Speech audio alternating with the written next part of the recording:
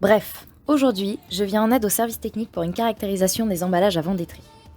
Caractériser des déchets, c'est utile pour les collectivités. Ça permet de bien connaître le contenu des poubelles, constater les erreurs pour cibler nos actions en fonction. Par exemple, si on constate pendant la carac que trop d'emballages imbriqués sont jetés dans la poubelle jaune, on communique dessus l'année d'après. Alors voilà, ça c'est un centre de tri. Et ça, c'est une salle de carac.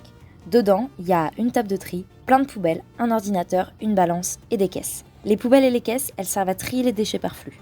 En gros, la bouteille plastique, c'est du PET, elle va dans la poubelle PET. Les cotons-tiges, ça n'a rien à faire là, ça va dans la poubelle refus. Pour commencer, on pèse la poubelle, plus de 60 kg à trier. Tout est en place, on peut commencer le travail. D'abord, des emballages tombent. Ensuite, on trie. Puis des emballages retombent, puis on trie encore. Et ça, pendant 1h30. Au final, 60 kg de déchets répartis dans 22 poubelles.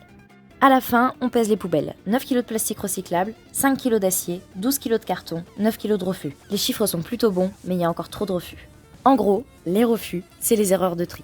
Et qui dit erreur de tri, dit augmentation des coûts de traitement.